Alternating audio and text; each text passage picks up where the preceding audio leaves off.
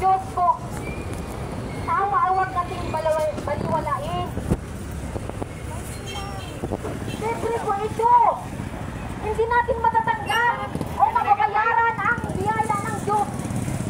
Ng ating mga kayamanan, ng ating pera, kung di sa ginawa, kung wala ang buhos ng dugo ni Jesucristo, walang kapatawaran ng kasalanan. Nawa po ay paniwalaan natin, sampalatayanan natin si Jesucristo. Ang kanyang mga salita atin pong sundin. Yan po ang tunay na paniniwala kay Jesucristo. Dahil sabi ng Panginoong Hesus na hindi lahat na tumatawag Panginoon, Panginoon ay makakapasok sa kaharian ng langit, kundi yun lamang tumutupad sa kalooban ng Diyos Ama na nasa langit. Ano ang kalooban ng Diyos Ama? Kundi ating paniwalaan si Jesucristo, ating sundin ang kanyang mga utos, dahil ang kanyang mga utos ay nakapagbibigay ng kabutihan sa atin, nakakapag-igtas po sa atin.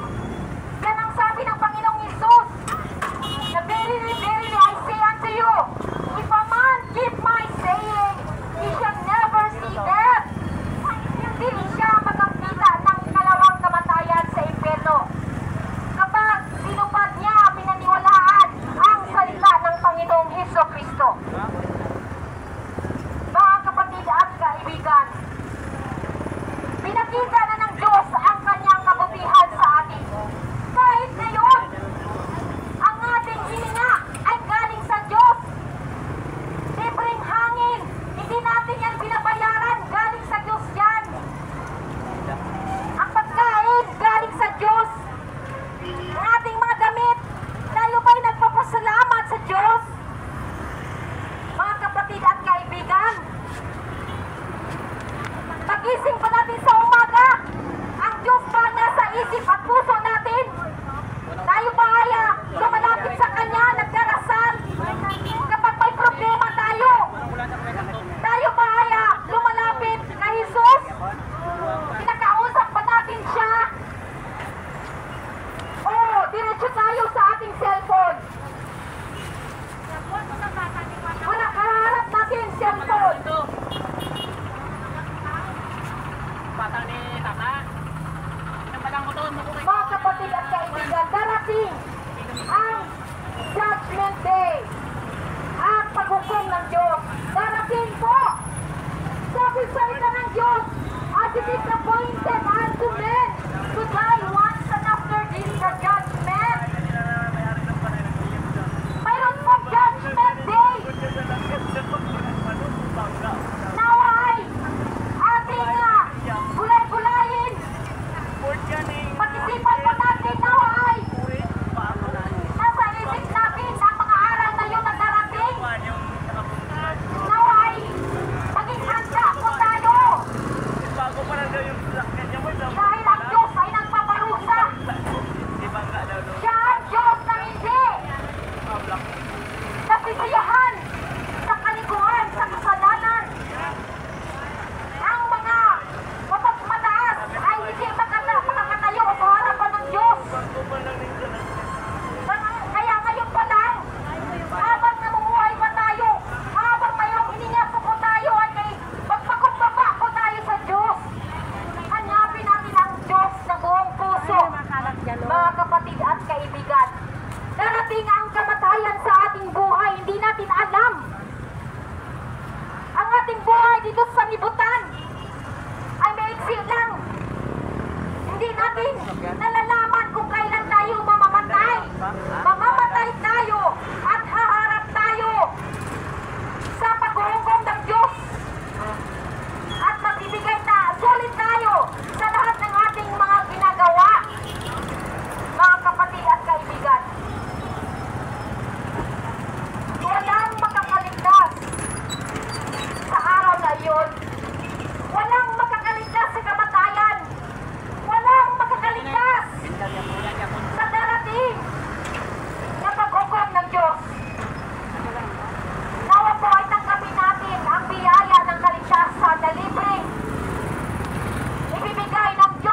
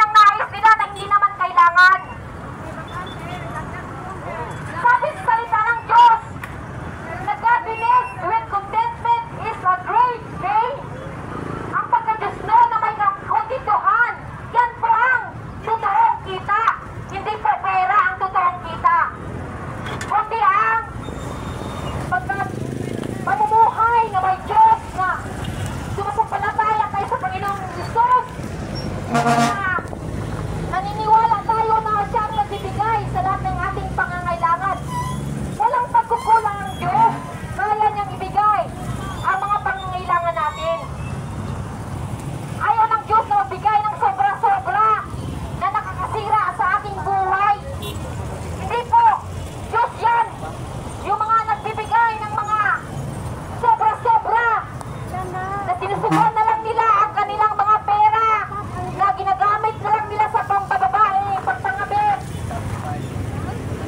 Na ginagamit nila ang pera nila sa mga walang kabuluhan. Hindi po. Kalooban ng Diyos ang ganyan.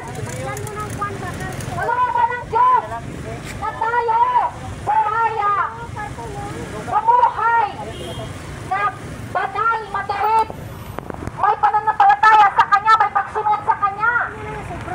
Dahil ang Diyos po ay siya ang nagbibigay ng ating pangailangan. Amin po yan naranasan. Ang asawa ko po ay isang seaman. Malaki ang sweldo. Pero amin naman ang malaking sweldo. Kung ang kahinat na naman, kaya kung ang kahinat naman ay kapahamakan. Dahil sabi salita ng Diyos, what shall it profit a man if he shall gain the whole world and lose his own soul? Wala pa talaga nga kahit gaano kalaki ang pera ng tao, mapupunta lang sa wala pa rin ang kontintuhan ng tao. Pero kapag may Diyos ka, kahit konti lang, magkakasya na. Dahil ang taong may Diyos ay hindi na nagnanais pa na magkaroon ng sobra-sobra na mamuhay sa pagmamahal sa libutan ito, na mamuhay sa karangyaan ng sanlibutan ito. Dahil ang lahat ng mga bagay dito sa libutan ay mawawala lang. Kapag may bagyo, kapag may gera, kapag may lindol, ang lahat ng iyong pinagsikapan ay maglalaho lang. Yan ang sabi sa salita ng Diyos na huwag po tayong magsipon ng kayamanan dito sa lupa, dito sa sanlibutan. Magsipon po tayo ng kayamanan doon sa langit, na doon ay hindi nasisira, na doon ay hindi inangat-ngat ng tanga, na doon ay hindi nananakaw. Dahil ang kayamanan dito sa sanlibutan ay pwedeng masulok, manakaw, mangiwanan, pag mamatay tayo, hindi natin madala. Kaya,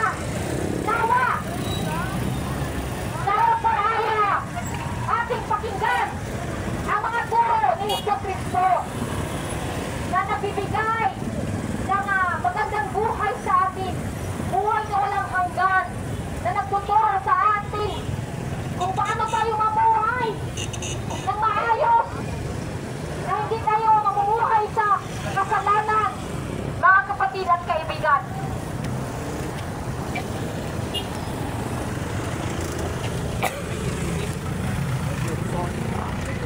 Magkuhan ka ba? Hindi na, malinsak eh. Sige. Ako na. Kasog ko din. Hindi naman. Kasi lang, madungga. Madungga tol. Okay, dito mo ka nagatubang na.